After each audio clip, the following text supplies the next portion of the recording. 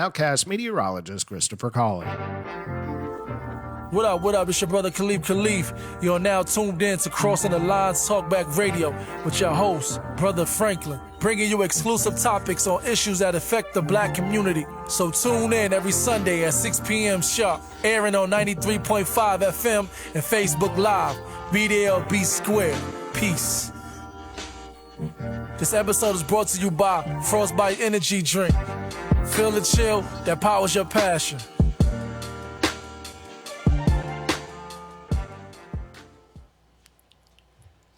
Peace to the elders, the ancestral giants. Peace to the kings and queens and the royal families across the globe. Peace to you, brothers and sisters. You're now tuned into Crossing the Line Talkback Radio on Oak 93.5, where we discuss issues and topics as well as solutions that affect black communities. I'm your host today, Essence Divine, filling in for our beloved brother Franklin. Riding shotgun with me is my dear friend, the founder and director of KCSSU, the Honorable Brother Asar. Anakasar, a BB for Hodier, African liberation, black liberation, African power, black power, for every black man, woman, and child on the planet. We are the original people. I am the original man. I am a son of Africa. Peace to the listening audience. Today's discussion centers on the critical and timely subject: African leaders and the youth of Africa paving a way for liberation and independence. And we're honored to have a powerful voice joining us in the studio, a man of vision and purpose, Brother Amaechi. Peace, Brother Mac. Will you please give the people a little insight and background on yourself? Peace be unto you. My name is Magnus Uche Amaechi, Engineer Magnus Uche Amaechi. Most people call me Mac. And I grew up here in this city from a very young, tender age, and I am really happy to be invited to this program. Thank you, Brother Thank Mac. you, my brother. So, dive right in. How would you describe the current direction of youth-led movements in Africa, particularly under leaders like President Ibrahim Traore of Burkina Faso? Yes, I'm happy to do so. Thank you so much for that beautiful question. Lately, Ibrahim Traore has been the name that is trending in Africa. Ibrahim Traore is a young, youthful president, actually the youngest president in Africa today. Ibrahim Traore have changed dynamics of leadership in Africa. He has done a few things right. Some of the things he has done is to start the process of removing the colonial masters from Africa. He started, this whole thing has started in West Africa, which is where Ibrahim Traore comes from, which is also where I come from. But it's quickly spreading all over Africa. The youth of today have decided that they are not going to continue to live under the conditions that their parents lived in, where France and the European powers basically take advantage of all the mineral resources in the continent and leave the countries begging for help, basically. So we have presidents that basically don't take care of their own population. Instead, they are subservient to their European friends and masters. They get pennies and crumbs from these colonial masters, and they are very happy with that. And their countries are dying off, being starved of finance. Can you imagine a country like Burkina Faso, where there is gold, there is every mineral resource you can think of, and yet this country people are so poor, it is just, it's unforgivable. Yet France has the fourth largest collection of gold in the world. Yet in France there is no gold mine, not one. So you ask yourself, where is the gold coming from? It's coming from Africa. So we are giving away our gold to France, and we are starving to death. Our population is dying because of lack of funds to provide things like capital improvement projects, infrastructure, simple basic things like water, electricity. Niger has uranium. That uranium that is being mined in Niger is being used to provide electricity to the whole of France. Yet, if you go to Niger Republic today, they are getting electricity from Nigeria. They are buying electricity from Nigeria. They don't even have electricity in that country. Yet, their mineral resources is powering the electricity in France. So now you tell me how it makes any sense. So this is where the population today is going. The youth has decided that enough is enough. They are not going to take it anymore. And that's what we have today. And I'm so happy that this is happening because this is a long time coming. Right. So, yeah, that was powerful already. Got me here. So, what is the significance of the coalition or alliance between Burkina Faso, Mali, and Niger, and their expulsion of the French military? Well, again, thank you for that beautiful question. I'm borrowing from our president today. Everything is beautiful, isn't it? Yes. So, the coalition between Niger Republic, Côte d'Ivoire,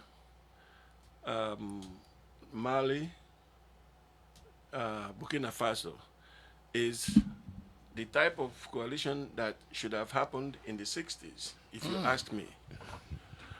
Because this was when the foundation was laid, but the European was so smart that they used the divide and conquer to make sure that this never happened.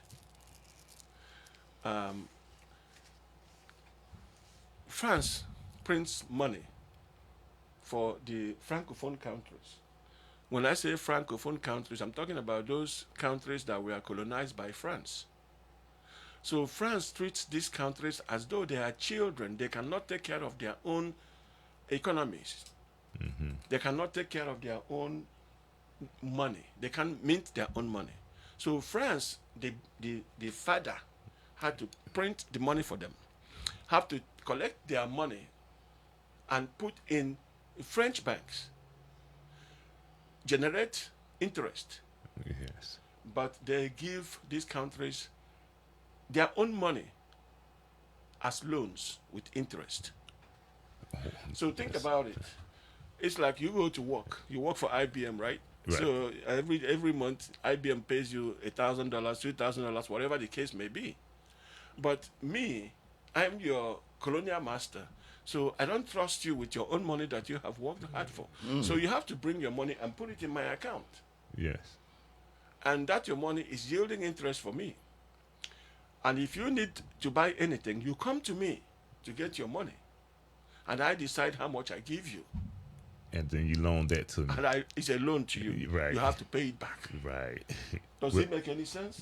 Wow. So this is what these Francophone countries have been going through since independence. What they call independence, because that is not independence.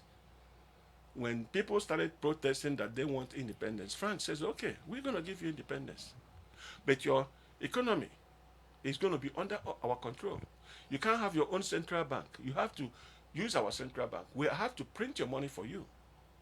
Mm-hmm. And if you need money, you have to come to us and get your money from us as a loan. But you have to pay interest on your money. And we're going to give you however much we please to give to you. Right. So what you have now, to answer your question, is that these countries have come together to say, now we are going to build our own central bank. We are going to cut off our own security. We are going to look after our own people. We are going to mine our own mineral resources. We are firing you, France. We are firing you.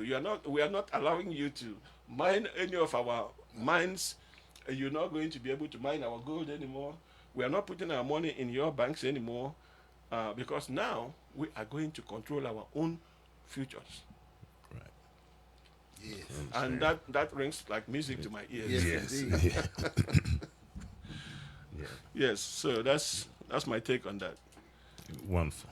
So, which other African nations do you see making serious commitments to unity and liberation for neo-colonial influence? Well, I mean, I don't know if you have heard about Togo. Yes. I don't know if you have heard about even Sierra Leone, Liberia. Yes. You have heard about Senegal. Yeah. And in fact, within this past week, Senegal has finally, removed French, military installations in their country. Okay. They have also joined the AES, countries. The AES countries are the Niger, Cote d'Ivoire, Burkina Faso, and Mali. Okay. These are the AES, and they have actually removed from themselves from ECOWAS. If you know what Indeed. ECOWAS is, Right. ECOWAS is the Economic Community of West African States. So many of the people that run that organization are these people that are so sympathetic to their colonial masters. The former president of that organization was the Nigerian president. And recently, he has given up that position. But it was at a point so bad that Ibrahim Traore and his friends from Niger and Mali decided to form their own organization and step away from ECOWAS. May We I call ask, them AES countries, yes. may I pose a question right quick? What does AES stand for?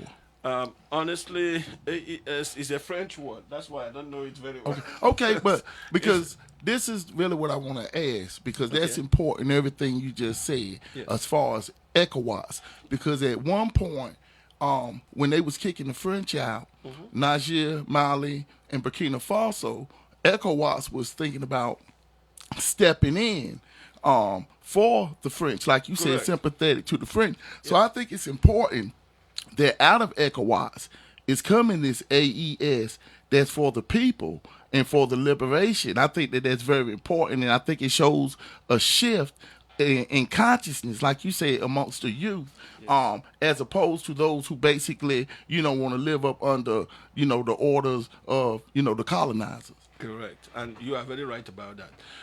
The AES, we can find out what it means. Right. Basically, it's a French, it has a French connotation. Right.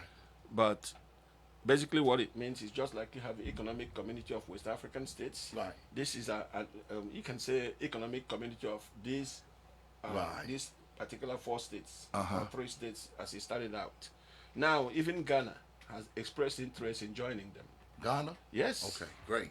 So you can see that the power is shifting from ECOWAS now to AES. AES. Right. And if I heard correctly, you also said Senegal. Senegal, yes. Was moving in. Yeah, Senegal with is more also so. sympathetic to them, yes. Okay, nice. So, what political or grassroots strategies are essential for African nations to reclaim control over their resources, economies, and their government? The particular movement that is going on right now is exactly the right one. We need people like Ibrahim Traore. Yes. If all the African countries would have presidents like Ibrahim Traore, everything would be different. Africa can finally breathe a sigh of relief. So, if you ask me what we need more of is Ibrahim Traore. Yes. Yes. That's what we Yes, need. indeed. Yes. And also, like the young brother y'all was speaking on earlier. Julius Yes. Malema. Right. Julius Malema, yes. Inciting me on a little bit earlier. Right. Yes. Yes. Well, given the well-documented exploitation of Africa's natural wealth, what efforts are being made today to protect and reclaim the resources for benefit of the people? By naturalizing our mineral resources, we are going a long way about reclaiming our own fortunes. Uh, as you know, Ibrahim Traore has naturalized every mineral resource in his country. He has basically expelled most of those European nations, such as France, Yes. who have been exploiting them for all these years. They are, for example, in Ghana, they are reissuing mining rights. And when they are reissuing them, this time they are mindful of the exploitative nature of these European nations that have done harm to us over the years. And so now they are actually issuing mining rights to some Africans, majority of them to Africans. Before, it was all these multinationals that mined everything in almost every country. Go to Nigeria, for example. The oil is being mined by BP, Shell, That's right. Elf. These are all European companies. Right. You hardly ever see a local company that mines these things. Well, for one reason, there is inadequacy of the mining tools, I should say. So some of these nationals, some of these foreign corporations have most of the mining equipments that is necessary. But, I mean, we can start developing those companies, locally, so that you don't have a country that has mineral resources, but their people are so poor. The minerals are being mined by foreign companies, and they are being cheated. These people are not giving you a full account of what they are extracting from the ground. For example, in Burkina Faso, they were receiving $1 billion a year for their gold. So the companies that were mining it were lying to them. They were not even paying taxes adequately. So now Ibrahim Traore comes along, and in 1 month, he makes over $100 billion Oh, wow. in gold mining. The same thing, they have been paid $1 billion.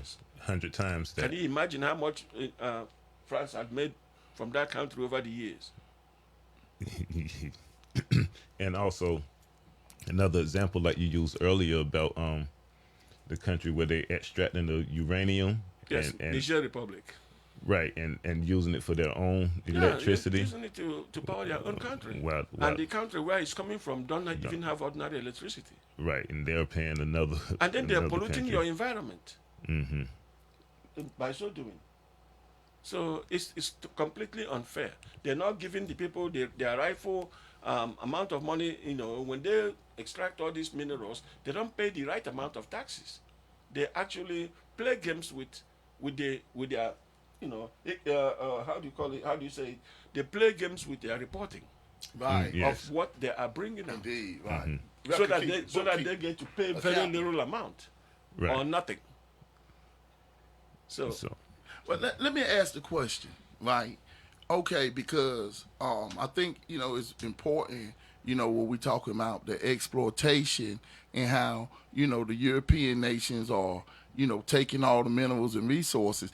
Now, there has to be a connection between the European nations, and when you look at the United Nations and you understand, the way the IM works, International Monetary Fund, Yes. the World Bank and things of that nature, like what you're talking about.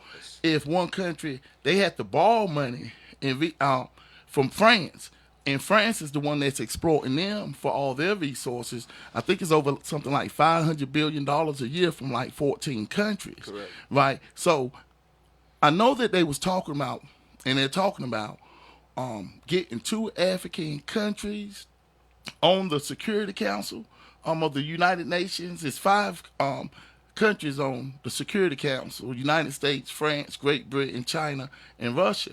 Right? And that would give Africa power. But the one thing about it is they say that they wouldn't have any veto power, or it really wouldn't count. So they look at it as just it'll be something just for show. But is it impacted the IMF, the United Nations, the World Bank? Does that have an impact on what takes place in Africa? Very much so. Very much so. The IMF has been the reason why some of the African countries are in dire strait of funds. Their economies are being damaged by IMF. Right. Take for instance, IMF gives you a loan, and they say some of the requirements for you to get that loans is that you will have to either devalue your currency, or it might be what in my case when I was growing up in Nigeria, it was called austerity measures. So if you devalue your currency, after a while your currency becomes almost like useless. Right. Right now, as we speak here, a dollar, when I came to America in 1984, my school fees, for example, was 12,000 US dollars. It cost 8,000 Nigerian naira. That will show you that naira, Nigerian money, had almost double the value of the US dollar. Between that time and now, a dollar is 1,500 Nigerian naira. The whole things have reversed. Right. This is the kind of effect that IMF can have on your economy by continuously requiring you to devalue your currency, and you get this kind of effect. So, and I can go on and on, but this is just one small example. Now, the IMF is not a friend of Africa. It's not a friend of the third world countries, basically. The developed countries use IMF to keep the third world countries in that state so that they will never, ever see the light of day. And that's very, very appalling. Because when people talk, they say Africans cannot rule themselves.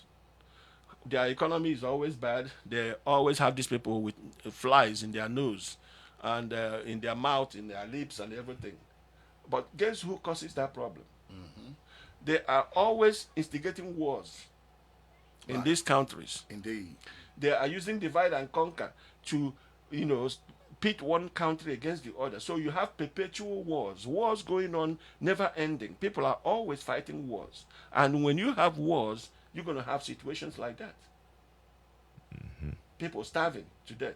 It's going on in Rwanda. It went on in Rwanda before. It's going on in the Congo right now, Zaire. It's going on in many countries in Africa. Right. So even right now as we speak, we have terrorists in West Africa, including Burkina Faso. Some of them are being instigated by France. And thank God, even our own US. They go in there with the slogan that they're going to help you deal with terrorism, but they are the ones funding the terrorists. So now that Burkina Faso has kicked France out, the problem of terrorism is already beginning to dissipate. That will tell you something. So when you are constantly fighting wars, you don't have the funds to develop your country. Right. You don't have funds to bring infrastructure in your country. You don't have money for education, for clean pipe-borne water. You don't have the funds to provide good environment for your people because you are constantly fighting. Right. And when you are fighting, the European then comes in and he takes that opportunity to siphon your mineral resources for his own good, Right. leaving you with nothing. These are some of the things we need to really get rid of. If Africa must be free, it starts from here. Right. Okay. Pan-Africanism. Can you explain to us a little bit about Pan-Africanism and how it remains relevant in today's struggle? Very good question. First of all, let me say that I'm a Pan-Africanist. Yes. I am too.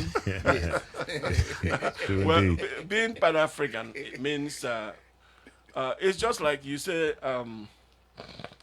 How can I say it? Excuse me. It's like saying that I'm a Christian. But being Pan-African means that you want Africa to be better.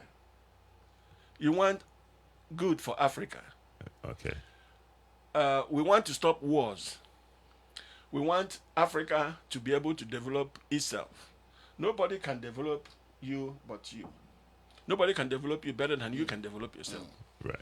So Africa has everything it needs to develop. That's right.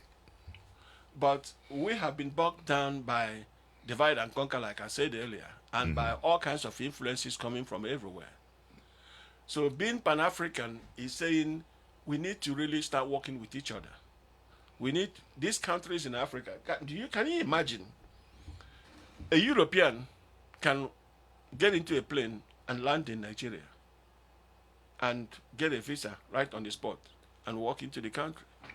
But an African wants to go to France. You have to first of all apply for a visa Yes. in Nigeria or wherever you are in Africa. And they will tell you that you're going to pay $1,000 for the visa application. And then they will give you all other things, other criteria you must meet. And it takes sometimes it takes years for them to approve this visa. So why must an African go through all these processes to go to visit France when a Frenchman can get in the plane and land in Nigeria today and walk right in? Right. Why? Well, It doesn't make any sense to me, and we need to change that nonsense. And I think people are becoming aware now. People are beginning to say enough is enough. If you're going to require me to do all that, then we should require you to do that if you want to come to my country. understood. And it's a simple fairness. Yes. That's being Pan-African. Right. And that's what I am. No apologies. No apologies. No apologies. Say it with pride. And Yeah, and can I add a point to Pan-Africanism? Because I understand it to be, for Africa and all Africans, wherever they are Wherever they on are. the planet. And I think that's important that we understand that the diaspora, plays a role, and we have a responsibility, as well to one another, and to Africa itself. Yes, nobody was more Pan-African than some people that fought for the black liberation in America. Even people from West Indies Right. That's right. are Pan-American, Yes. Pan-African. Yes. Now, don't mind my little myopic definition. We Africans, no matter where you come from, as long as you have this skin, Right. you're an African. Right. I think that has been established very well by Peter Tosh in his song. Right. No matter where you come from, you are, as long as you're a black man, you are an African. Right. Okay. So we are all Pan-Africans. We need to really show it. We need to work together. We need to be united in our purpose. We need to really know what we want and then develop and design the methodology to go and get what we want. We want to develop Africa for the benefit of black mankind, no matter where he is in the world. right. We are all Africans. Right. And Africa is for all of us. Right. Right. That's right. Yes.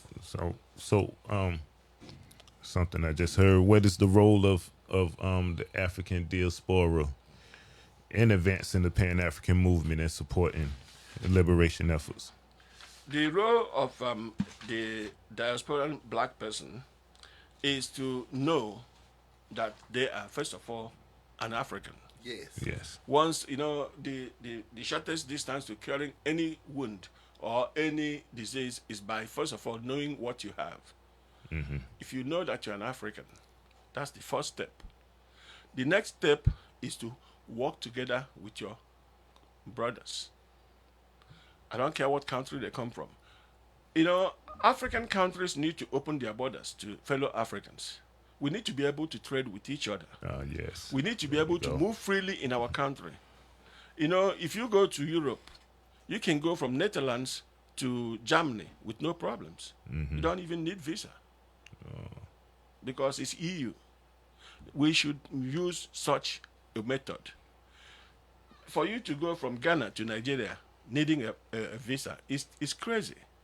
Not that we do need visa to go from Ghana because we belong to West Africa. We have this West African community of states. We don't need visa to go to each other's country. But if you have to go from West Africa to East Africa, in most cases you need a visa. If you want to go to Nigeria, from Nigeria to Kenya, for example, you need a visa. Even though the Kenyan president has liberalized that now, saying that you don't need a visa to come to Kenya anymore. But this is the things we need to start doing. We need to be able to carry your products from Nigeria and sell it in Cameroon with no problem. The same thing, bring your product from South Africa and sell it in Egypt. Yes. We should have open borders. Now let me ask the question, right? Because the African Union in 2019, didn't they do something with the Africa Free Trade Agreement? Yes, they did. Where basically you can travel from one country to another. Correct. So is that still being enacted? Well, it is enacted, but you see, sometimes we have problems. I was watching a show some time ago. Even with that even in place, some group of merchants are moving from one country, trying to get into another country. At the border guards are trying to prevent them, either by trying to extort them financially by demanding bribes, or even detaining you temporarily because you refuse to give bribe or you didn't do what they want. So those are some of the things I'm talking about. We have these enacted rules and regulations, but sometimes it doesn't work that way. We need to make them more transparent, so that they can work better for us. On a continent wide. But the borders, like you say, if you remove the different imaginary lines that separate all the countries, that'll take away that problem of exploitation. And unfortunately, corruption from people who don't really believe in Pan Africanism and the need and benefit for us to be able to travel freely and do business with one another, to support ourselves and our families and even the countries. Yes, you are very right. And exploitation comes in different ways. Sometimes also, some of these countries, when they have some of their rules and regulations, they don't actually specify how and where you can enter the country. Sometimes people don't know how to process this information of this country has this liberal system where you can come in. You need to educate people. You need to make it well known clearly so that people know exactly how to proceed. Now, another part of that is we being united in our purpose. If you see me as your brother and I see you as my brother, we will work better together. Yes. But if I have some animosity against you, for example, a Nigerian man in Ghana trying to establish his cultural relevance in Ghana, he's from Nigeria, but he wants to be a chief because this branch of Nigeria, Igbos, they always have a chief that kind of takes care of them, whenever they are, anywhere they are in the world. But some people in Ghana see them as taking over their land. So those kind of things breeds animosity. And before you know it, you start shouting, Nigerians must go. You see people starting to burn another person's business. People, even sometimes somebody can get killed. So these kind of things is as a result of lack of unity, lack of purpose. If we see each other as the same, if we see each other as what is good for you is good for me, come to my country and establish your own chieftaincy title. But don't kill somebody or burn somebody's business because you disagree with their cultural, relevance. And there are so many things we can say about that. But we should have a vision as to how we want to make Africa work for all of us. Right. And we need to execute that vision. Yes. Definitely. And if I may, because I think this kind of brings us back to the opening question about the President Ibrahim Traore, and like you said, we need more presidents throughout the African countries That has that like him. consciousness. Right. So I think that the youth movement, and that is, pardon me, what you say, brother? I said, presidents with that kind of consciousness as Ibrahim Traore. Indeed, that type of consciousness yes. as far as African unity. Correct. And how we have to work for the benefit of all Africans instead of basically, like you say, we're looking at things that happened in the past and holding, grudges against one another. Yes. I think moving forward, he's a perfect example of the type of leadership, not only in the on the continent, but also in the diaspora. In the diaspora, Yes. exactly. We need people like that to lead, to be our leaders, basically. Okay, and Africa needs one passport, if you ask me. Yes. Africa needs one army. Africa needs one currency, Right. and Africa needs one president. Right. That's what we need. Right. And when we get to that point, you will see that there is no country in the world that can challenge Africa. Right now, That's right. in the United Nations, like you said, more than 5 European countries have representation Right. in the security. Security Council, Security Council. Council. Wait, wait. But the whole of Africa don't have one representation. That's right. So Africa is the largest continent. Africa is the largest continent in the world. Africa is the mother of humanity. That's right. Africa is the richest continent in the world. Yes. Yet, our people are being treated like we are beggars. Right. So I think if we really want to become important, or if we want to be regarded, we really need to speak with one voice. Yes. And that means having one currency. That means having one military. That means having one currency. And that means having one president. pull, And then Africa will arrive. pulling the if you whole ask me. continent together. Correct. Yes. Right. So let me ask this question. It's an important question, and it's kind of rare to ask, and most people would not ask. But what measures could be taken to discourage or eliminate like betrayal, motives for betrayal amongst the diaspora or just on the continent, to try to form that unity or to keep the colonizers from being able to penetrate? Well, I was watching something yesterday also on TV. Well, not on TV, on the internet. It was an election in Congo. And the electoral commissioner had taken bribe and declared the wrong person the winner. And the people decided that they were going to do jungle justice. Yes. They basically attacked the lady. Yeah, just What kind of justice? They took jungle justice. Jungle justice. jungle justice. Right. They attacked her. Right. They almost made her naked. They took wow. off her clothes. They were, flogging her with canes. They were throwing their shoes at her. They were just showing their anger. Right. And not too long ago, something happened in Nigeria. An electoral commissioner declared the wrong person the president, and nothing happened to him.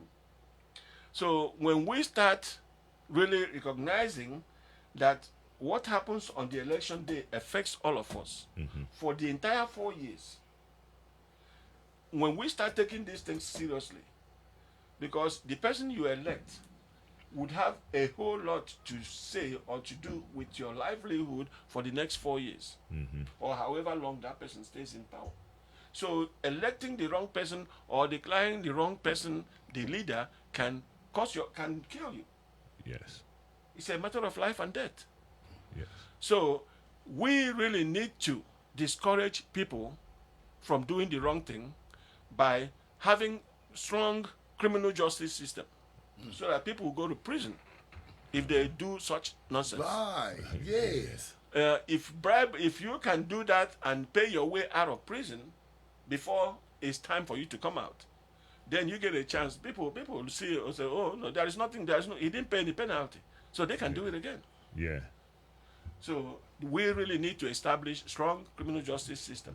We need to have moral we have to start teaching our children morals. Morals. Yes. We have to have strong ethics. These things go a long way to solving some of these problems. And this is where it starts.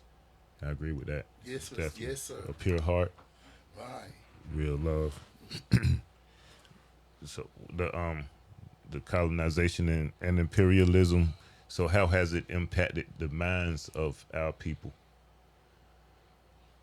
Well, it has impacted our minds and for generations now.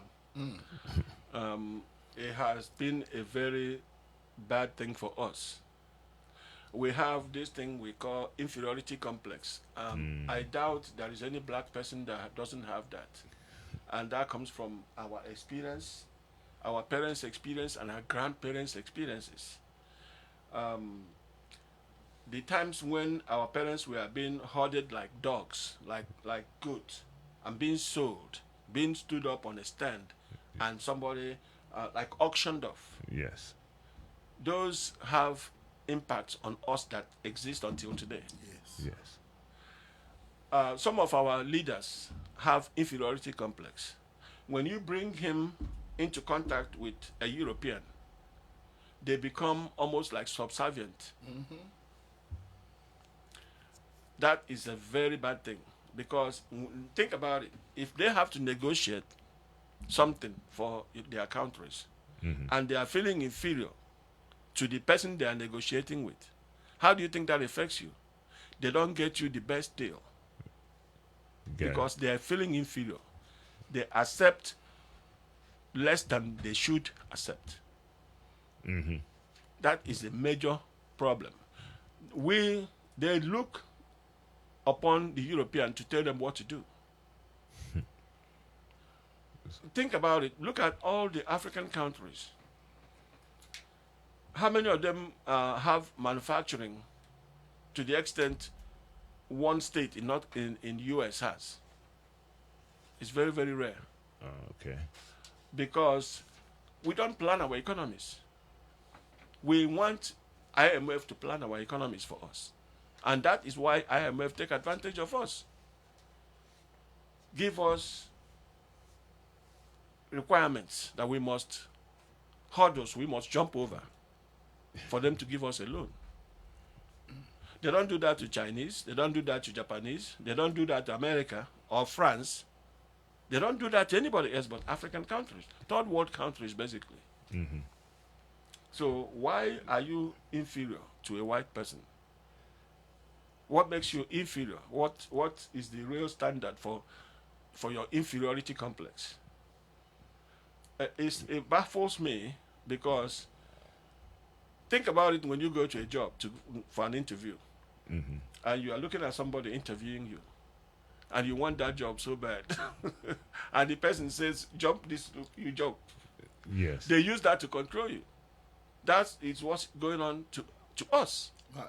They use those things, they dangle that thing in our faces, and they use it to control us. Right. The carrot on the stick. Yes. Dangling in the face. Exactly. Yeah, so first of all, let me ask this. What classifies a country to be third world?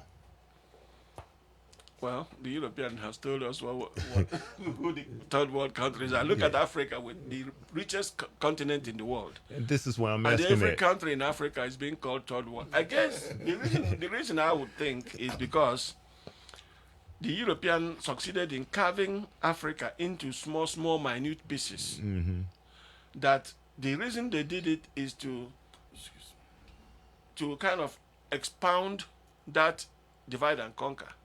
Because you take a whole, everybody speaks the same language, and you carve it into four, and you put one together with this one that doesn't speak the same language, don't understand this one. You put this one together with this country that don't understand. So you have all this mesh that doesn't work. So, and they are so small, they cannot stand as a whole. But when they really Yeah. if they was to unify, they And that's why we push need them all down. that's why we need to unify the whole of Africa. The whole. Because all those imaginary lines that the Europeans drew in Africa, it has destroyed us. Yeah, and not only unify the whole of Africa. We don't understand each other. We suspect each other. We are not we are not, we don't care about each other. That's why you can see a terrorist come into a small community and kill everybody there and walk away, because he doesn't look at you as as himself. As his brother. To Or him, you are just dispensable. Yeah. right. And like I said, not only unite the whole Africa, but also bring back the people, all the people that they got scattered around. Yeah. Like People in the diaspora. West Indies Yeah. or Brazil or countries in Do the you United know States and all. that? Do you know that there are so many Igbo people of my tribe in Cuba? You say that one more again. There are so many people from my tribe Uh-huh. that are in Cuba. And what tribe was that, brother? Igbo, The Igbo. yes. Uh-huh. Then also in Jamaica, there are a lot of people from my tribe in Jamaica Right. and in Honduras. And I can mention a whole lot of countries. These were people that were taken as slaves from my country Right. and dispersed in all these places. There are so many Yorubas from my country in Brazil. Right. And the Yoruba language is still being spoken in Brazil even at today. They still From speak the slavery language time today. till now, yes. And someone still live the same culture. Yes. Do you know in South Carolina there is a Yoruba village? I heard Come of on. It's a Yoruba village in village. South Carolina. Yes. Yeah, I've heard of that. Yes. Yes. They still do things the same way they did in Nigeria when they were taken from Nigeria and brought here, and they organized themselves, they got together, and they built small huts, and they live there till today, and they still speak Yoruba language there. Right.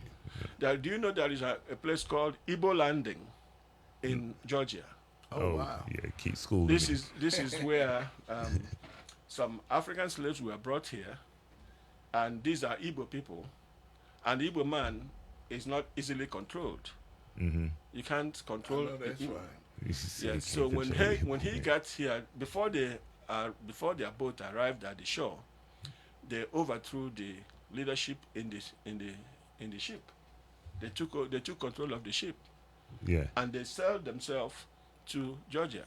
And when they arrived, they decided that they are not going to be taken in as slaves, and they gathered themselves together. They decided that it's better they drown than to be slaves. Right. And they held hands and they walked back into the ocean, The ocean. and they drowned. Right. I heard about that. Yes. It's called Igbo Landing. Wow. Yes. So your great grandfather was not a coward. I already So know. if for anything, Yes. remember that Yes. he was never a coward. Yeah, Yes. stand for something, no doubt Yes. for anything. What can we do as African people to start the healing process? Well, we have to start by loving each other, Love. by uniting, by being able to help each other, working with each other. And we need to start visiting Africa. Yes. Those of us in the diaspora need to start visiting Africa, start understanding some of the things that make us tick, that make us who we are. Uh-huh. Get there and be one with nature, and see where your blood started. Just go there, feel at home, feel safe, make that contact, establish businesses, go there, buy land, build a house, go there for vacation, Right. And what he said. and start knowing people from there. And then you can start this. You can start small. You don't have Right. to, start small. And that's the way to start the That's unification the way to right start there. the unification. Exactly. Yeah, you have to start somewhere. Yeah, start. Because we can sit here and talk, but it's not going to do anything until we start doing something. That's right. Right. Action speaks louder than words. That's wise words. Wise words. I was just speaking on that earlier today. Man is judged by his actions and deeds and not his bravado. Exactly. Yeah. Excuse me. But you see the African Union playing a major role in gaining true independence for all of Africa. I believe they will when the right leaders come along. They will. Right now, I think Ibrahim Traore has laid the foundation, and gradually people are reacting to it. So I believe with the right time, it will happen. Right.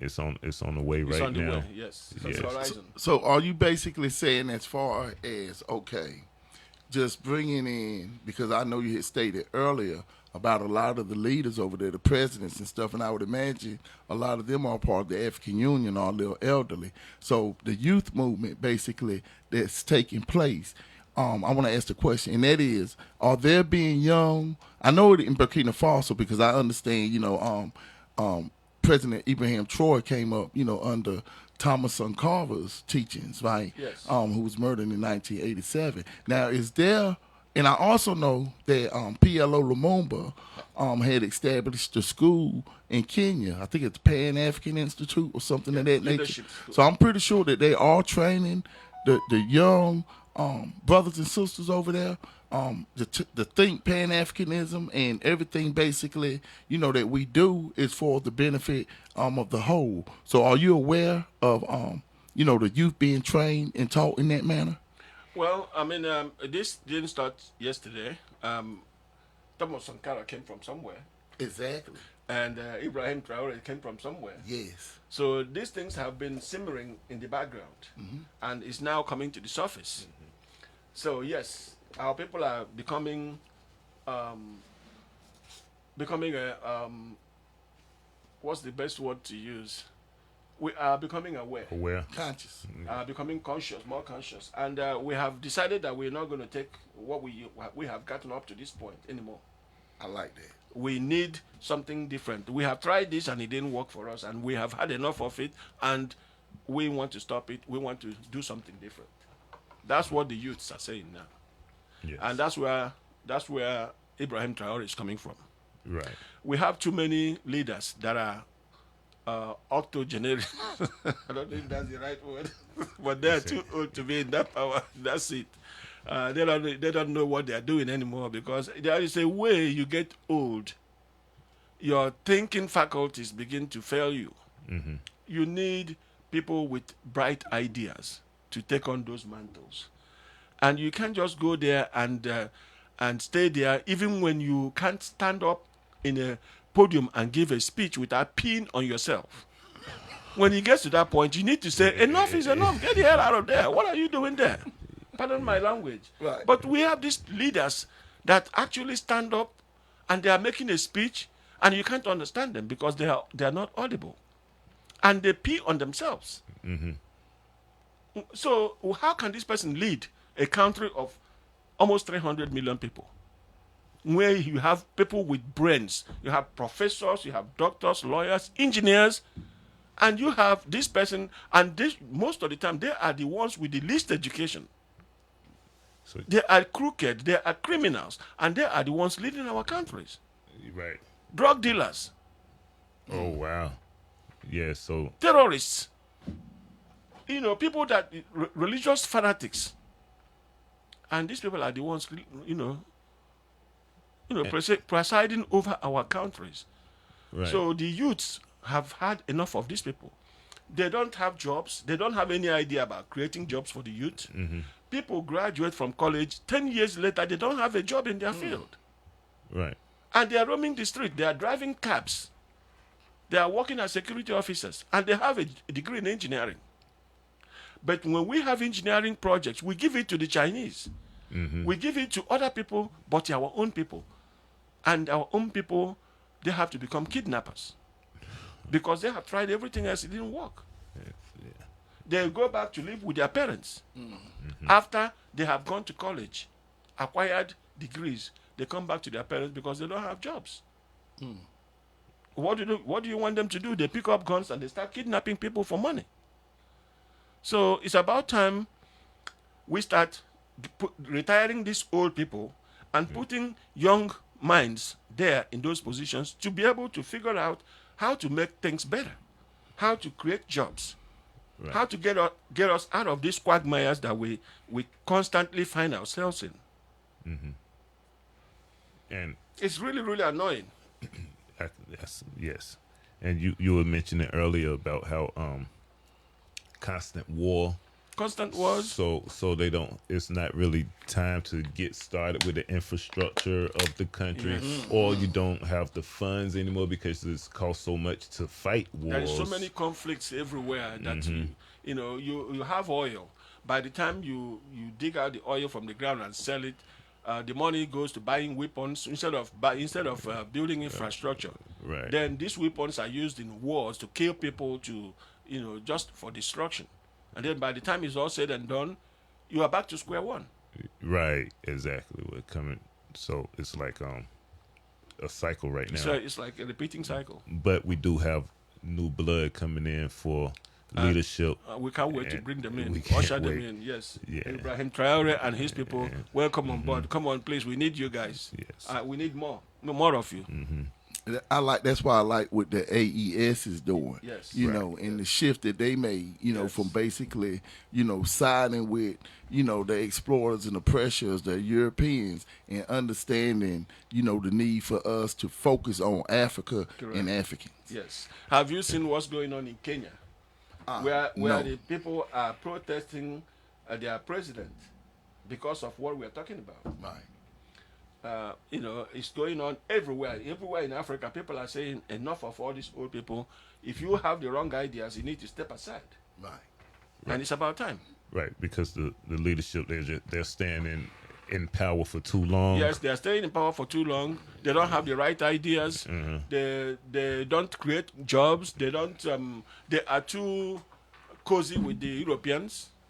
Too close with They the don't. Europeans. They don't take care of their people. So there are so many things that ail Africa, and people are beginning to find them, and they're beginning to correct them now. So sometimes insertions are good. Yes. You need a little bit of rebellion to Correct. clean out the old and start Correct. rebuilding. And these people can be very mean too. These old folks that are in power, they use the military, they kill people because they want to perpetuate themselves in power. So they kill you if you challenge their if power. you challenge it, they still want to stay in power. But now the youths are not thinking. They are not, thinking backwards. They say, you're gonna kill us, but we're gonna get this thing done now. Right. And so, just speaking about the youth, the African Union, and all, is it true that they receive funding from the European Union? And can you touch on that, what that may mean? Well, I mean, they think they're receiving funds from the European Union. They're not really, if you ask me. You know what happens instead? The Europeans steal your natural resources. They make tons of money off of it, and they turn around and they give you crumbs as though they are helping you out. And if you are stupid like we have been all these years, we will think and we start jumping up and down and saying, oh yeah, they're giving us funds. They're actually giving us back a portion of what they stole from us. Okay, yeah. So that's not giving us funds. I really like that, Yes. brother, because that's really clear. Yeah. You can't steal everything, from Africa, and then you pour a little bit in and act like you really supporting it. Right, yes, indeed. Yes. Yeah. They think we don't know anything. Yeah, they You don't. see? Right. I'm here today to show them that we know what they're doing. Indeed. We I like that. we know what they're doing. Nah, that was clear. That was beautifully cleared up. Indeed. Yes. So you think the union have meaningful influence over the youth, and the leaders, the young African leaders? Say that again, please. You think that African Union has meaningful influence over the young African leaders and the youths? Well, they better because now people are not playing anymore. Everybody's upset. Right. They better learn something. They better have an idea of what the youth want because that's going to help them a lot. If they don't, it might be late. A lot of people are saying that in Nigeria, for example, there will soon be a revolution. Oh. Because some of these things have gone on for so long. And when you think it's going to get better, it gets worse. And may come a point when people cannot take it anymore. And the only choice will be to eat the rich by the poor. If you know what I mean. No, can you? When the poor will say, we don't have any food. So we're going to eat the rich. Oh, yeah. The rich will become our food. We eat them. Yes, yes. And that is terrible because these people don't want to care. They see these people dying of starvation. Right now, people can't get 1 square meal a day. But people have 3 private jets. People have 3 private jets. They have so much money, they cannot spend it in 1,000 years. Yet there are people that can't find food to eat. So what do you want these people really to do when it gets to this point? Well, once they get there, the youth, they're going to start coming. They better start thinking. come- They better start they- thinking, you know. I mean, nobody wants such a thing to happen. But, you know, people are going to have to find a way to survive. You can't flog a child and tell him to not to cry. Right. Yeah. And one thing I would like to say, you know, and that is, you know, in studying, you know, Africa, the continent, and that is the 1.4 billion people there. You know, and another thing is that it's a large percentage of the population that are youth. You know, I think they were saying, I think anywhere between 70 to 75% were 30 and younger. You know, and so I think that that's important, right? Yes. Because especially with a young brother like President Abraham Traore, and he has the ears of the youth, you know, and like you talk about revolution is needed. Yeah, you know, that's what he did. it's got to be a revolution, and I think, you know, with the youth movement that's taking place, I think that's very important. And you know, sometimes, you know, the old has to move out the way in Yes. order for it to be progress. Yes. You know, you have to have some young leaders who really understand the need for unity, liberation, independence, and even power. Correct. You know, because independence is important, but, you know, global power, world power has got to be, you know, one of our goals and objectives as far as the resources are concerned. Yes. Because to be honest, whoever controls Africa controls the world. See, in the IMF, the United Nations, the World Bank, all of these, World Health Organization, you know, and all the damage they've done in Africa, all of these different, you know, global governments, you know, understand the value of Africa. And I'm just so happy to hear everything that you've had to say, how, you know, yourself and other brothers and sisters understand the need for unity and, you know, what we have to do in order, you know, regain our natural resources. And also, you know, I think one of the most important things, and this is what, you know, one of our great psychologists, Dr. Amos Wilson, said, and he said, we didn't lose the land. The land is still there. Yes. We lost our mind. So I think it's so important, you know, just like what you stated, you know, as far as for us in the diaspora, the first thing that we need to understand is that we are Africans. Yes. And once we have that understanding, and then we're ready to move forward. Exactly. We need to realize that we are Africans. We need to invest in Africa. We need to support Africa. We need to become aware of who we are. We need to resist stereotypes, the type that divides us. Those kind of stereotypes that make you think that I'm your enemy, Right. and make me think that you're my enemy. Right. We need to resist those. We need to patronize black-owned businesses. Yes, indeed. Both here, in the whole of the diaspora, and in Africa. Yes. You know, there is something said about the Jew. When a Jew gets $20, Yes. that money stays in his community. It revolves about 6 times before a dollar steps out So it goes from out. the Jewish community. In the black person's world, if you make $100, it doesn't take but a week for that money to leave your environment, and it goes to another community's environment. Can you imagine you go and you spend the $100 you got from your work, your job in a Yes. Jewish community, and this $100 will make a lot of people rich. Right. Yet you are poor because you just got the money and you went out and you spent it. Right. We need to start learning how to let that money revolve among us. We need to hire each other. We need to give each other jobs. We need to buy from each other. We need to help each other. and let this money circulate in our families, in our community, before it goes somewhere else. That's the way to build wealth. We need to learn these small things. We need to teach our kids Yes. these things. We need to let them know the value of education. You know, the one thing that makes a Nigerian different from anybody else is that the value we place in education. Okay. The value we place in education. Right. I don't know if you have had it, but you go to school with other kids and you come home and you are number 3 in your class.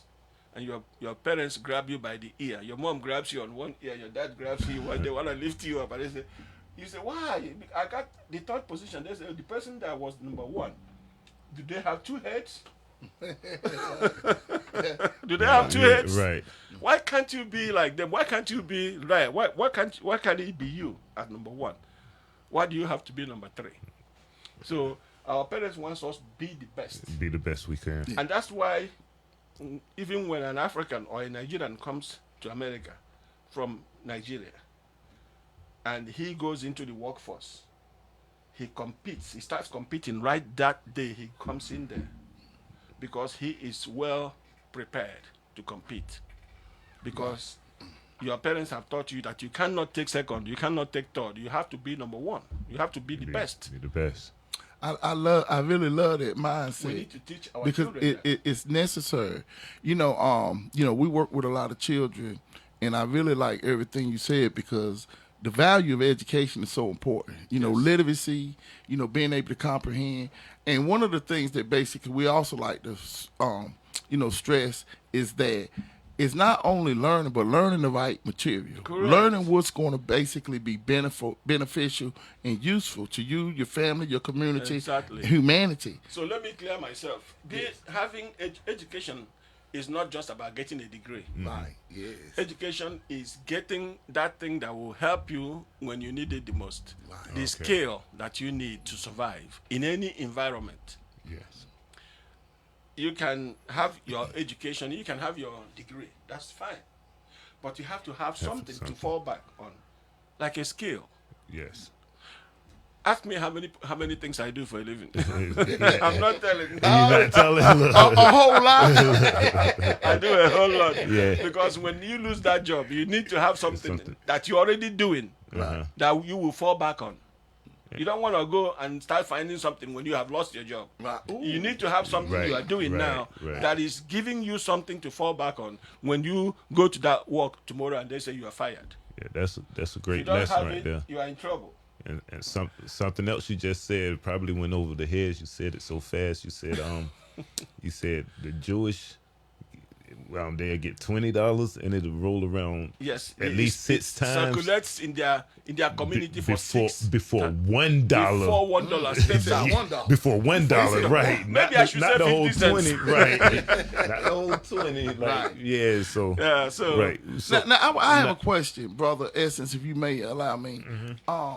And that is because I really like what you was talking about as far as us being able to create jobs for ourselves and investing in ourselves. Yes. Now, we've been able to do that here, after the Emancipation Proclamation in quite a few cities, throughout the United States. But, of course, they came and bombed and murdered and I'm killed. aware. But we're not afraid or anything like that because we understand that we have to be able to defend ourselves. Yes. And that's why defense is so important. So one thing I think basically that we can do over here in the diaspora with the brothers and sisters in Africa, the continent, and that is basically skills, like you was talking about, and even technology, right? Because you was talking about how we might not have the technology in Africa to mine and do certain things, and I think that with the knowledge and, the opportunities over here, if we can get some of our best people professionals, right, where we start connecting with our brothers and sisters in Africa and doing business. And that is my point that I made earlier, that we need to work with each other. Yes. The black man has too much money, but we let it loose. It's not, we don't plan it and harness it. We don't harness that money. Do you know the black population? I forget how much trillions they say we have. that we That we, but we spend squander it. that we spend. Yeah, we spend every year. Right. Can you imagine if we harness that money and invest it in things? We can be the one, instead of BP, we can be the ones sending the equipment to mine the oil in Nigeria and many other countries that have oil. Yeah. And it can stay in the black man's home, community. That.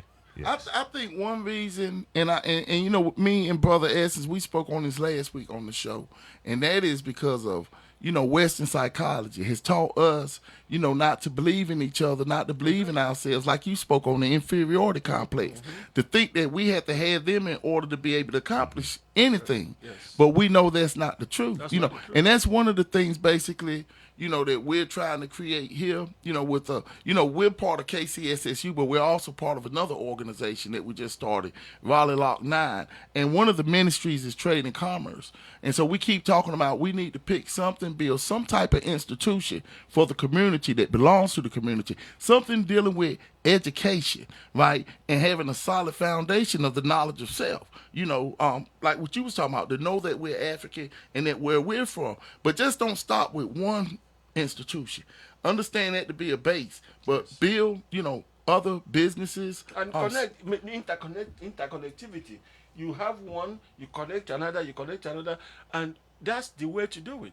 If what you don't have, you get from here. What this one don't have, they get from here. And with all this together as a whole, you have what you are looking for right there between all these. Yeah, and you know, and I think that, you know, one of the things, because we, like you say, we have the money to be able to do anything we want, but it's not believing in ourselves Yes, we don't and invest not in each believing other. in each other. Yes. And that comes from a lack of knowledge of self. Yes. Because once we possess a certain consciousness and understanding who we are, we understood what we did back in the ancient days, thousands and thousands of years ago, and even up to the present, and what we can do. And that's why the knowledge of self is a solid foundation and understanding that we're African, right? And that's also dealing with, you know, African psychology, knowing that we are spirit, right? And that basically, like what you were saying, how we have to harness, right? And that starts in our mind, what we Yes. think. And once Yes, we in can our harness, communities, in our homes. yes, our thoughts, and then we're able to come together and build the structures that we need to build in order to be a progressive people. And like, you know, we stated earlier, the businesses here connect with the businesses in Africa, and even start developing in Africa to help develop Africa with the knowledge and technology that we possess here. Correct. Very correct. We need to mentor our youth. We need to mentor our youths about some of these things we're talking about. Yes, Some of the indeed. things that will lead us out of this Egypt that we are in. If you remember the Pharaoh, let my people go. We are in Egypt. We need to get going. We need a leader. We need to start preparing those leadership. You know, Yes. there was this child that was put in a small basket and put in the Nile. That's right. And somebody went there and rescued that child. And that child was the one that led the Israelites out of Egypt. Yes. That was the child. That's the child we need to start mentoring now Right. to lead us out of this quagmire. Right. So it is very important for you to give that young child. That child can be in your home. Just give that child that mentoring that they need to develop, and then they can do the rest on their own if we give them the right tools. Yes, indeed. This mentoring can be in terms of helping them acquire skills, or even self-awareness, Yes. helping them to realize who they are and the Yes. things, the possibilities, the things they can do, Right. and you can never tell where they will take it next. And That's that's one of our main focuses with with the children, with mentoring them, just to be aware of who they are. But if you don't know who you are, you cannot tell that child who they are. If you don't know, then You have can't to start tell by them. knowing who you are Right. first. Yes. Right. Yes. So, So- that child is looking at you, and you're telling him, you know, you are Jacob, and he's looking at you, and you're nothing. Yeah. He said, well, you know, this one telling me this. What does he want me to do with this information? Right. So we need to get our own act right. Then we teach the children. Indeed. Yes. That's exactly right. We got a caller. I don't know exactly how this worked. We didn't go over that part of it. You might want to just answer. Let me just pick it up. Yeah. Y'all please pardon me. I must waited too long. So with education. Hold on. Here we go again. Hold on. Hello. I don't know, cause it got to be a way to answer the phone and to be on the air. Y'all get. I apologize to the radio. But back to brother. I wouldn't be surprised if all this is connected. They blowing you up, brother. Yeah, they trying to make it in. Hello? I'm Hello? Dodo. I'm in the radio show. Can I call you back? Okay. We should have figured that part out, how to do the phone. Can you call him? Well, at the time, let me cause education plays a major role, and I heard somebody say the proper education, of course. Proper education. Yes. So what about media and technology in empowering the next generation of African leaders? What kind of role do that play? Media and technology. It's very important because media and technology has basically taken over everything. And that's one of the reasons why these old folks ruling our countries is very detrimental to our health. Because they don't know nothing about media and technology. The ones that do are the young ones. Those are the ones that we should leave in the hands of affairs. Because technology has taken everything. Now it's AI. Yes. Now, so can you imagine a 90-year-old man trying to program AI? Yeah. Yes. It's not possible, right?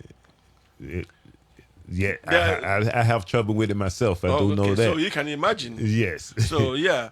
So we need to really put young people in the business of running all these agencies, because look at America. Look at America. How old was Bill? Joe Biden. Bill Clinton when he was president. Oh, even Bill. How old was Obama when he was president? Oh, right. They was So these were young people. They was pretty young, and man. you can see Yes. when Biden was president, you can see that things didn't really go well because of his age. Yeah. So that will tell you something. We really need the young people to be in those positions. I mean, I'm discounting myself. I'm not that old, but I would rather have someone. Let me tell you something. I belong to a group, okay? It's an association of people from my state. We were trying to elect a president. This man that just called me just a minute ago is my relative. But I know he's young. And I know that he has some leadership skills. I didn't go and run for president in that organization. Instead, I supported him to run. Right. You understand what I'm saying? Yes, sir. And he has taken our organization to heights Yes. that I could never have taken that organization. I understand. So why would I go there and be a stumbling block and be like a dead weight Yeah, just standing in when the way. somebody can get there and do beautiful things? Yeah. That's basically what we want. Is people that have the know-how. Let them get in there and do it. Okay. Old man, step away, stay on the sideline and look and watch and laugh like a goat, make your teeth shown sometimes. Yeah. Let the real people do the real work. Right. So let me ask you, how do African youth today differ from the previous generations in their approach to leadership, activism, and the identity? They don't get the chance to be in leadership. Most of them don't have the opportunities to be in leadership because they have been brainwashed to believe that they cannot be in leadership. They have grown up seeing only old men be in leadership. Yes. And so that have affected their psychology, if you ask me. And nowadays, you see things going wrong. People don't even come to protest because they don't think it's going to help any. Because these people are going to get their way. No matter what you do, they're going to get their way. So after you finish watching, you just give up. You say, well, I don't want to go there and die. This man is still going to be president no matter what I do. So what the heck? So I think we need to really start reorienting them again so that they can see the place where they can fill in these gaps and do much better than these old folks are doing. But it would take really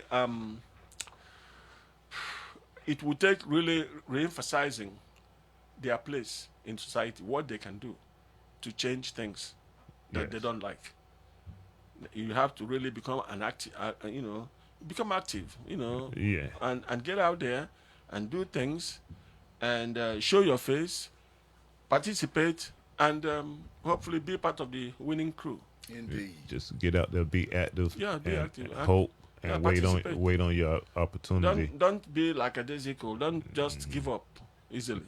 Said a stump can sit there and point. I know, like a dead brick. Yeah. Just sit there. What are some historical examples of African unity and resistance we can learn from today? Well, we can think about Kwame Nkrumah. That comes to mind right away. The people that struggled for African independence. That was actually the people that led the organizations that wanted to create an African unity. When you think about OAU, it was those people that started it were Kwame Nkrumah, Nnamdi Azikiwe, Awolowo, all these people that fought for African independence in those days. But the most important person was Kwame Nkrumah and Marcus Garvey from the Caribbeans. I'm familiar These with, were also the same people we call Pan-African, Africanists, I'm those people that I'm really... familiar with Marcus Garvey, but I'm over here looking for an ink pen now so I can write down some of this. Now Kwame knowledge you Nkrumah, dropping.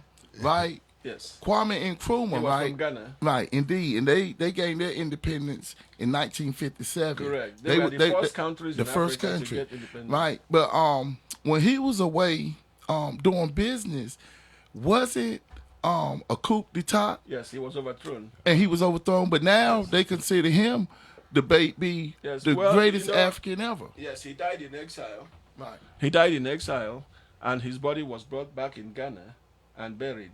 And a short while after that, people began to realize the importance of this man, the part he played in Ghana's independence, and also in trying to bring Africa together. And that's what led to him, his renaissance. He came back again. And, Indeed, and, yes. people begin to realize how important he is, or he was. And he is, I should say, because when you're talking about Pan-Africanism now, he plays a very important role because he's the person to look up to. Right. For the independence, right. Yes, yes. And I think also, it's important when we're talking about Kwame Nkrumah in the coup d'etat that took place, it wasn't the whole country. It was just basically individuals who basically wanted to work for the European powers. Well, that's exactly what we meant by divide and conquer. Indeed. Because the white man saw what the Kwame Nkrumah was trying to do. If you unite Africa, then Africa will be the strongest nation in the world. And Europe would then lose out on the exploitation Right. that they were encouraging and enjoying in Africa. So how best to get rid of him than to sponsor somebody else to overthrow him while he was doing a national state visit. Right. So that's exactly what I was talking about. And I think another important figure, powerful, was Patrice Lumumba in Lumumba. Congo. And you see how they killed him? Yes, Yeah. because of the resources in Congo. Yes. And, Right. and the fact that he said that he didn't want this foreign country exploiting his country. He wanted to lead his country in a particular way. He wanted to use the resources that his country possessed to develop his country. But they didn't think that his country deserved it, his people deserved it. They used one of his own. Yes. You know that man, you know how they killed him? Right. It was terrible. They dissolved his body in acid Oh, Right. Yes. after they killed him. Yes. Now, because this is important when we're talking about Patrice Lumumba in Congo, because there's conflict going on in Congo now, correct? Yes, yes. Can you kind of share a little bit with us about, what's going on in Congo and why? Well, Congo is a basket case. And I say that because Congo has been involved in some kind of war for many, many, many years. Congo is easily one of the richest, is actually the richest country in the world. In terms of mineral resources. Right. There is nothing that you want that is not found in the soil, in the ground of Congo. Congo. But the Russians have been there at some point fighting to take control of those mineral resources. The Russians? Yeah, of course, the Europeans had, but the Russians were involved because one of the Congolese aligned with them during the civil war. Right. In the 60s. Yes. Okay. Well, that war even the guy is still alive, Right. and there has been a search for him to get him. Now, without bogging down on that, Congo has so much mineral resources that most of the technology you have today, of course you couldn't have a cell phone That's right. if it's not from mineral resources from Congo. Some of the computer chips that you have on this thing, you couldn't have it if it's not for mineral resources that come from Congo. And I can go on and on and on. Congo has it all. Now we're talking about batteries that drive all these electric cars. You couldn't have one if it's not for mineral resources that are coming out of cobalt and all these things that are coming out of Congo. Yet Congo is the poorest country. It's like a reverse case. The richest shall be the poorest. Can you imagine? And this is all because of the exploitative nature of the European. They want to control these things, and when they cannot control it, they instigate wars To start fights. that will make sure that you are distracted so that they can then come in and take what they need and get out. So that's what's going on in Congo, and it's been going on for a very long time. That's what led to Patrice Lumumba's killing. That's what still going on till today.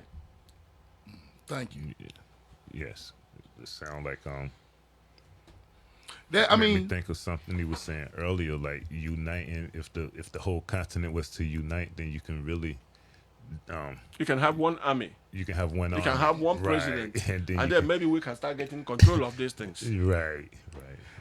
And that's why the call for unity and one Africa and Africans for Africa and Africa for Africans is so important. Yes. Right? Because then we'll be able to protect one another. Correct. Protect our brothers and protect our sisters.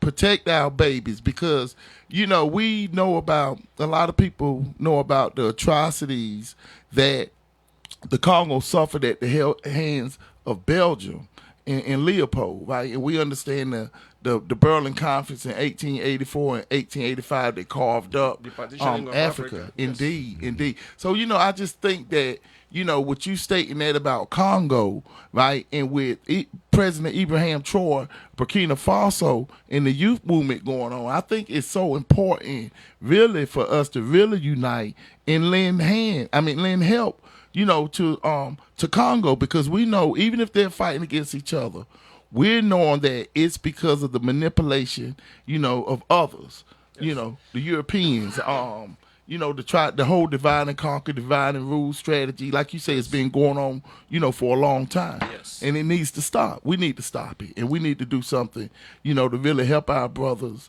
and sisters over there to really come into a consciousness where we have to work together, because, the atrocities that Leopold and Belgium done, we don't need to do to each other. Yes, and you are very, very right. Congo has suffered so much.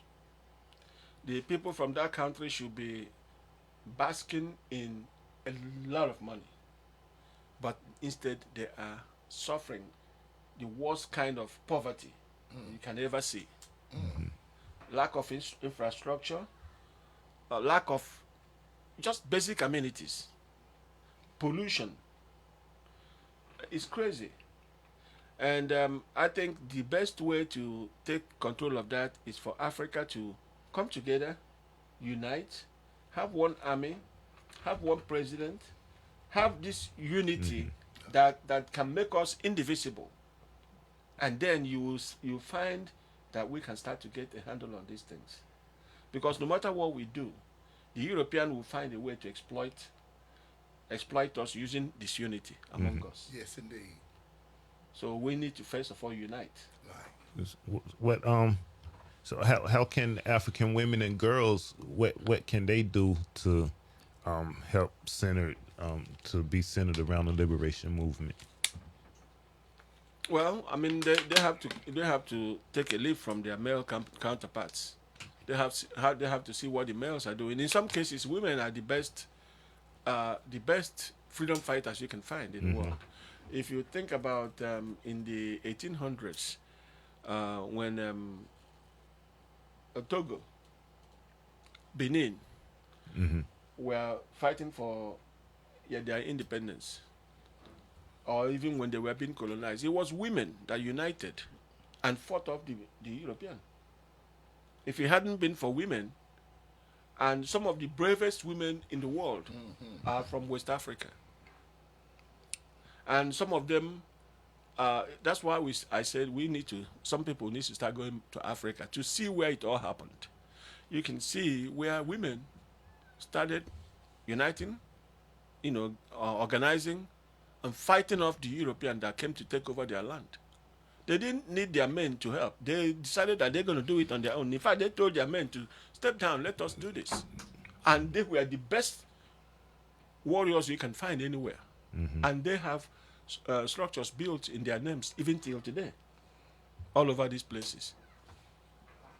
I like that, because, I understand, that the queens and the sisters, basically had that fighting spirit. Yes. Like Queen Nzinga. Queen Nzinga is one of them. Right. Queen Nzinga, she was one of them. Yeah. So, I mean, when a woman is determined to fight, she can be the bravest warrior that you can ever meet. And also in Ethiopia, they fought, didn't they? Yeah. Yeah. The Ethiopian women, they also organized against the invaders. The Ashanti. And they fought off the Italians that came to take over their land. Yeah. Ethiopia is the only country in Africa that was never colonized. Right. Well, one of them, the other one was Liberia. Right. Yeah. But they fought off their invaders. In fact, they defeated Italy. Yes. Not once, but several times. Yes. And at one point, they gave up. Because after they get defeated, they go back and re-strategize, and they want to come back again, and they defeat them again.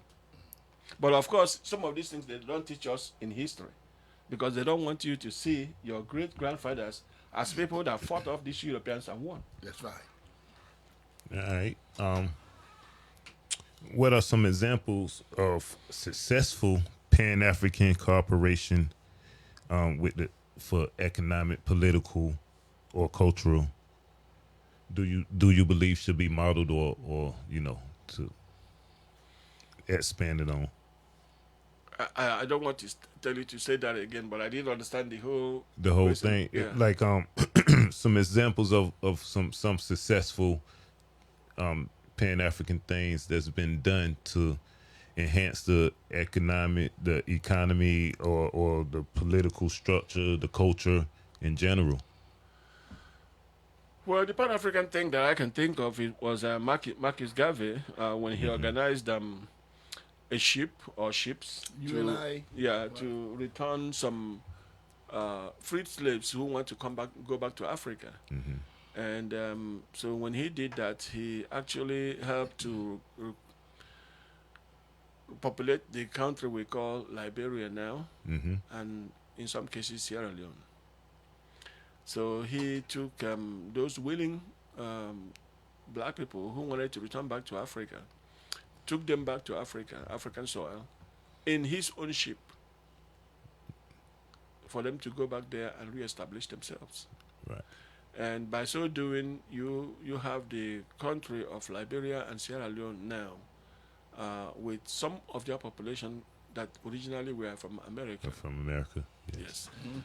Yes, and so if you look at the Sierra Leone or Liberian map flag, you will see that American flag, except that it has one star. It just had one star? Yeah.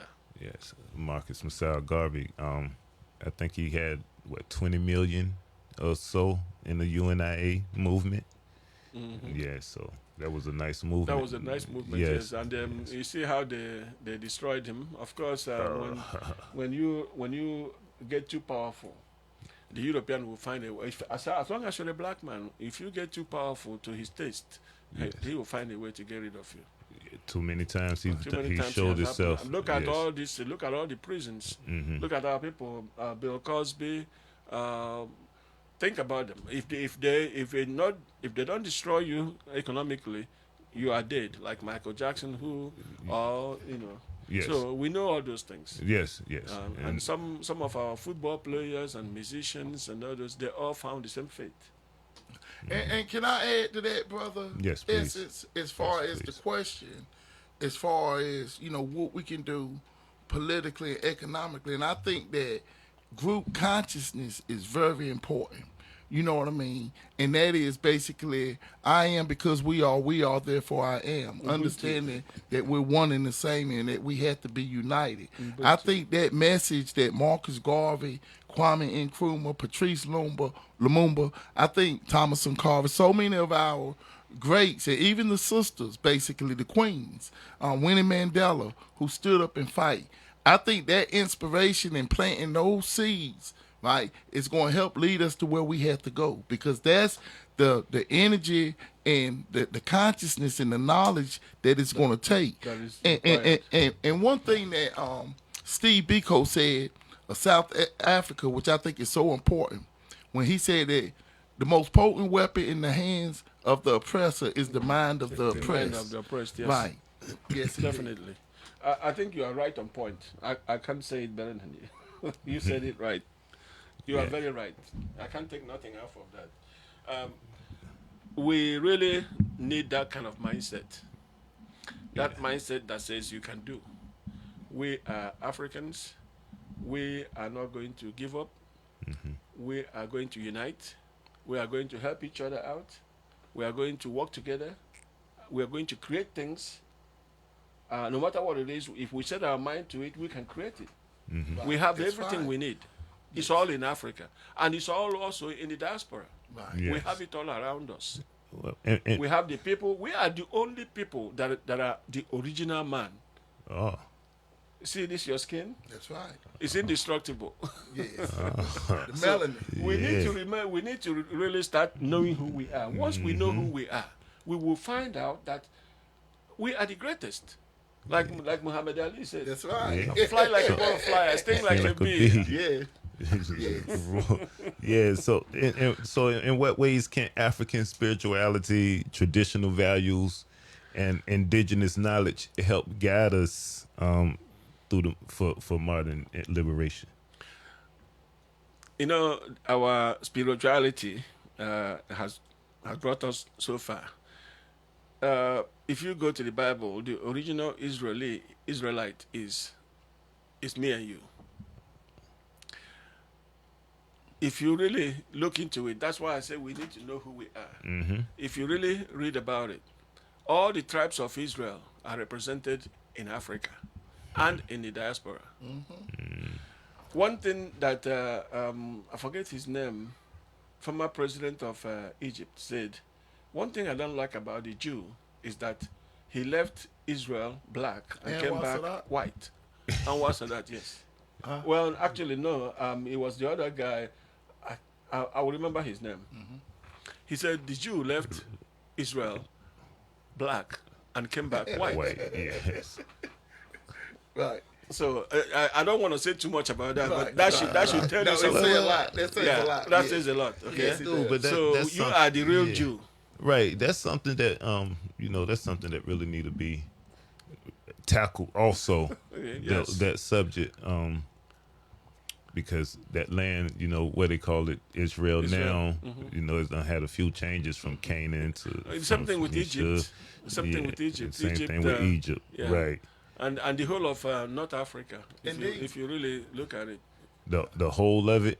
most of North Africa. Right, if you right. look at it, you see the Berbers and everybody that came late, But we are coming to a point where we are beginning to remember who we are. Yes. You see, We we are. forgot who we are, Okay. and now we are remembering who we are. We are waking up. We were asleep, and now the bell is ringing, and we are beginning to wake up. Yes, indeed. So, and that's what it takes. That little ginger, ringing in your ears and telling you, man, it's time to wake up. Some good knowledge of self. Huh? Yeah. So we need to really go into research, into fact finding to know who we are, to Right. find out more information about ourselves. Because that's what's going to set us free, really.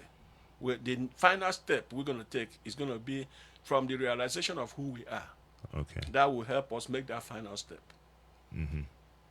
And I know you touched on this you touched on this for sure, but I'm trying to get a full understanding of the foreign aid. So I understood you said that we're not really being aided No, I love that. by that, right? no, So- that's That was not powerful. aid. Right. Yes. So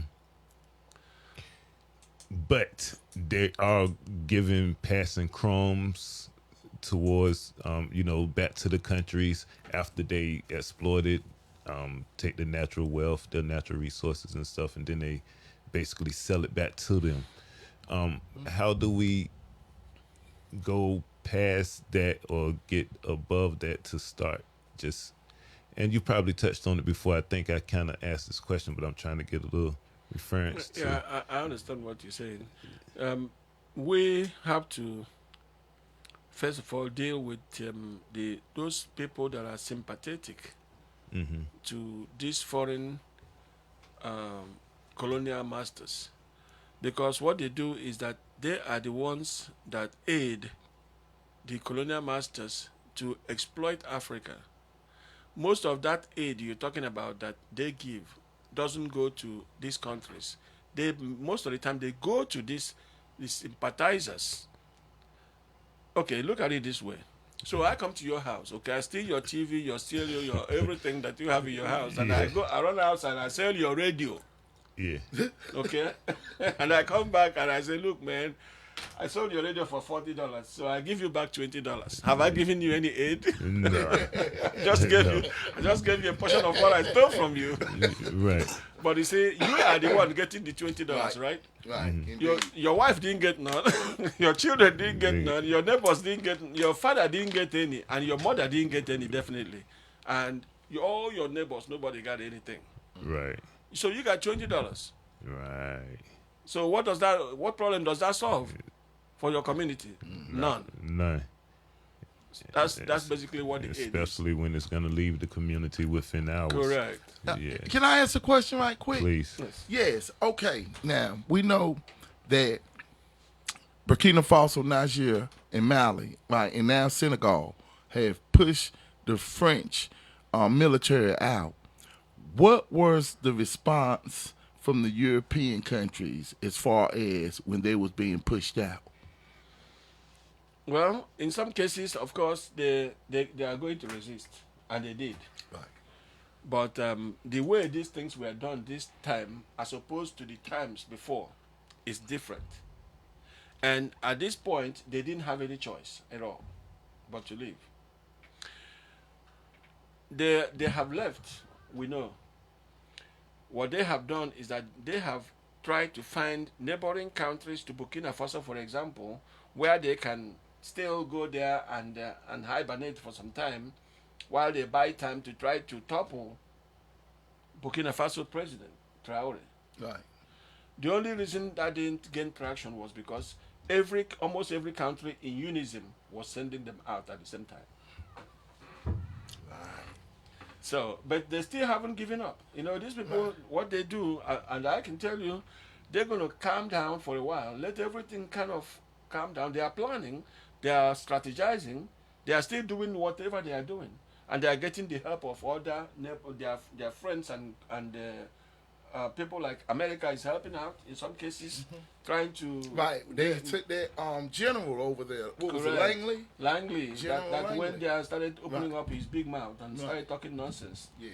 I hope he has learned his lesson. You see, we black people, I don't know what is wrong with us sometimes. Because whenever the European or the white man wants to damage an African, he uses one of our own. Oh, yes.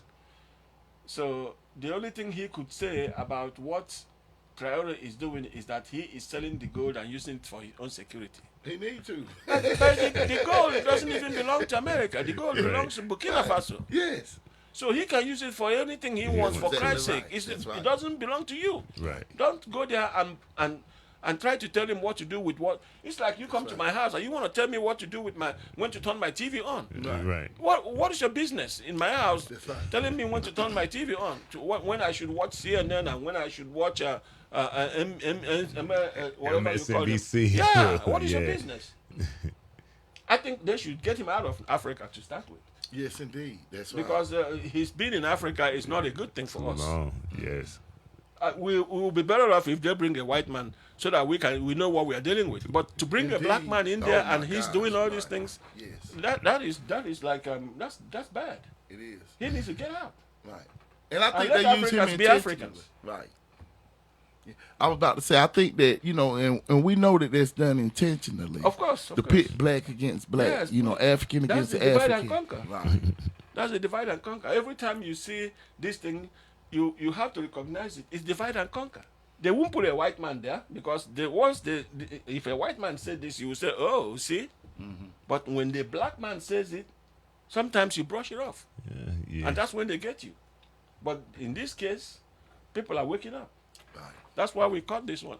And people waking up now. People are waking up. Yes. Yeah. What lessons can Africa learn from other global liberation movements, such as like in the Caribbeans Like in Cuba. or Like in Cuba. Latin yeah. America? Yes. Well, we're learning a lot. Africa is learning a lot. Africa is learning a lot. We have suffered a lot too. We're also learning from America. The struggles that ensued here during the liberation movement of Martin Luther King and all the other people that fought for black people's liberation here. Some people were non-violent. We also learned from the Indian case with what was his name? Gandhi. Mahatma Gandhi or something. Mahatma Gandhi. Yeah, somewhere around there. So we are learning all those techniques. But I think Malcolm X also is another method of doing things. Yes. So I think that's what Traore is using. If you try to beg them to leave and they say they're not going to leave, you stand up on top of the mountain and say, "If you don't get out of here." What about the Haiti Revolution? Oh, that's number one. That's the big one. That's the big kid on the block. Yeah. Yes. And I think it's important, for everyone to understand the negative impact of Africans winning that war has had on Haiti, as far as the lack of help that they receive, because of the different sanctions that's been placed on them because they was able to whoop the French. Wanted the French? Well, who again? French, right? Yes. Or the same French that Burkina Faso is struggling with. The same French. With Same Mali French. Right. struggling with. Same French that Niger is struggling with. Right. Same French that Senegal is fighting with. They are everywhere. They are the worst kind of colonial masters in the world. So you see what they did to Haiti. Right. And America, of course, comes to their aid then. So who knows what they're going to do this time? So when Who aid did the Americans go to? well, when Haiti kicked the French out of Haiti, of course they had to come and get America, the big brother on the block, got to help them to blockade Haiti. Not only that, but to say that Haiti must pay them remunerations for the slaves and the money they lost Right. by Haiti becoming independent. Right.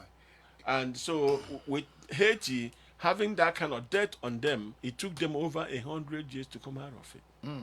And that's the plan that they have for the so-called independence of the African countries that took Exactly. place in the late 50s and early 60s. That's why they print the money. They print their money. Right. They don't allow them to have their own central bank. They have to bank their money in French central banks.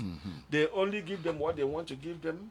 They have to pay interest on their own money. Oh. So it's the same system. It's the same France. Right. We It's talking exactly about the same thing. this is the Haitians. This Haitians is went through the same exact things.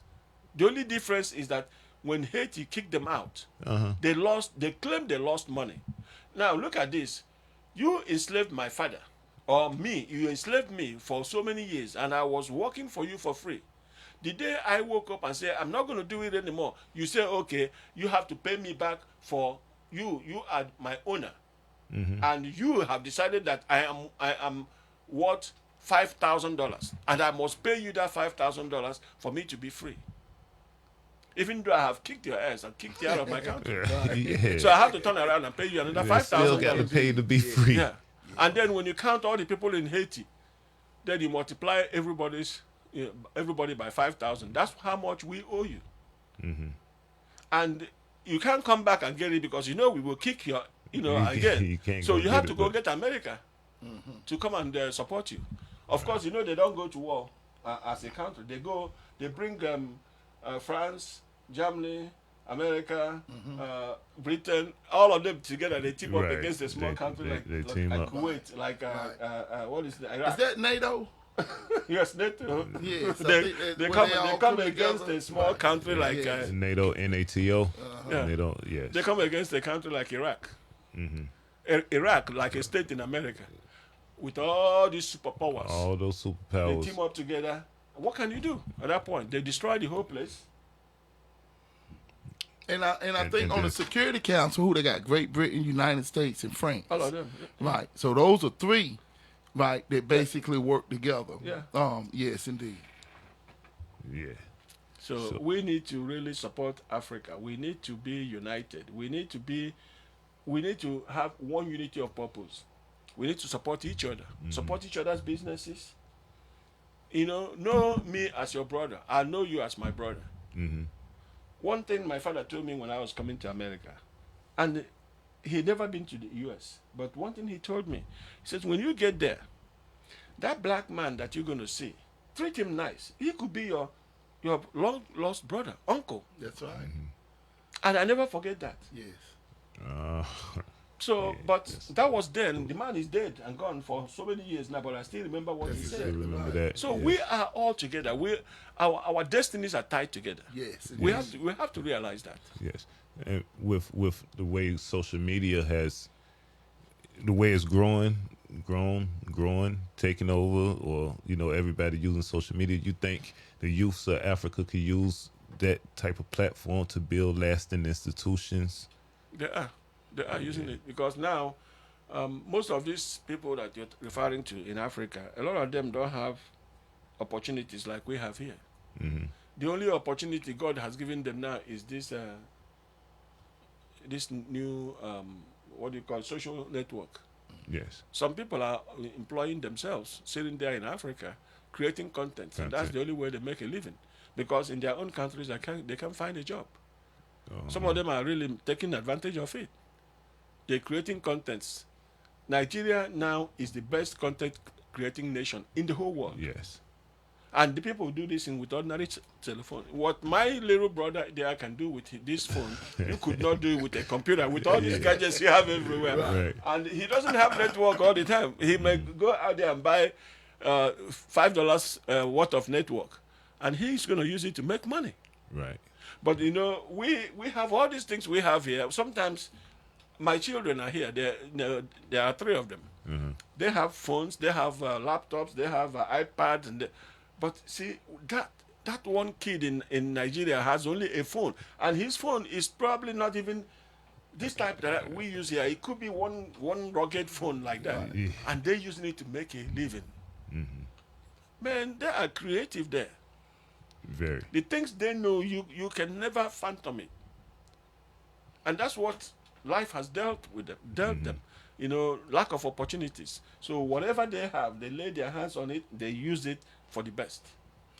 One thing I want to share in 2019, we took our youth, our children, to, I think it was the Museum of Science. It might have been the Museum of History, but we did a Skype-a-thon, right, with our children and the children from Kenya, right? And I thought that was really neat, basically being able to see brothers and sisters looking just like, we're looking over here. And I think that, moving forward, that it'd really be good if we can get, some youth organizations over there and we do Skype-a-thons, share information, talk to one another. The children get to meet one another, through technology. Yes. And share, what they're learning in school Yes. and learn from one another. I think that right there That is work towards unifying us as a people on the continent and Africa, so that we do, like you said, see each other as brothers and sisters, We need to open as opposed those to doors. enemies. We need to start opening those small doors that lead to people getting to know about each other, Yes. and getting to become more acquainted with each other. Yes. Begin to really interact with each other and work closely together and learn from each other. Yes. When we do these things here, it will benefit people from both sides. Right. We have a lot of people in the Caribbean. Don't get me wrong. We need to bring these people, we need to bring them along. Right. Right. Indeed. Because Yes. poverty is really hampering a lot of black people all over the world. And like you said, we We need to really start bringing people along. And the black American has the best opportunity to do that. God has given the black American all kinds of opportunities. So, We need to start sharing it. And take because advantage. we yes. generate we Take generate advantage of it right. and use it to help our people from wherever they are. We generate a lot of money. So We generate we- a lot of we are- money, we and are we in use the it for all kinds of things. bad things. So Yeah, one of man. the things we should start using it for is to bring humanity Yes, indeed. up. So you think like language, would that be a barrier? No, I don't think so. People will understand what they want People to will understand. understand what they want to Yeah, understand. if you want it enough, you will understand. And they, Right. and they got a lot of different translation Yes. devices and People will stuff find going on right people now. will That's find exactly right. yeah, people will find ways to understand it. They will use any method available. And you're right, brother. And since they do have all kind of devices to translate these days, which is another part of technology, Yes. which I think that we can take advantage of.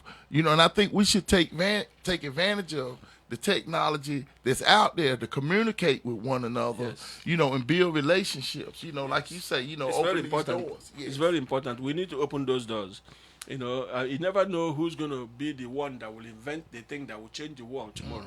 It could be that poor kid in Caribbean, in Jamaica, in Haiti, or anywhere in the world that will then bring out this technology that will change everything.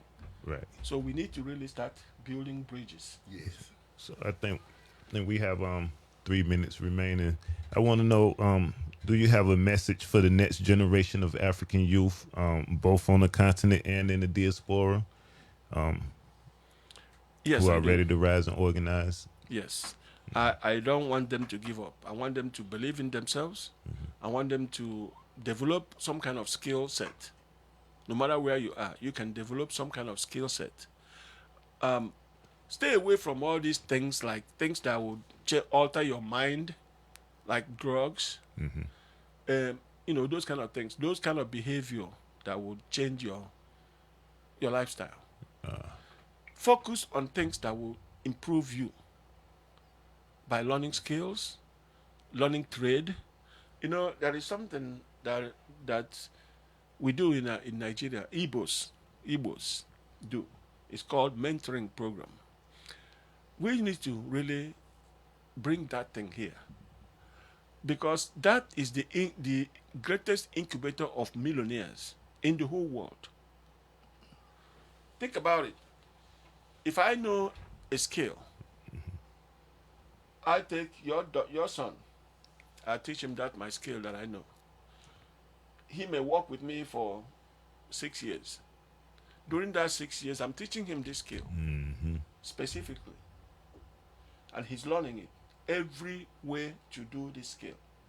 After 6 years, I'll set him up on his own business.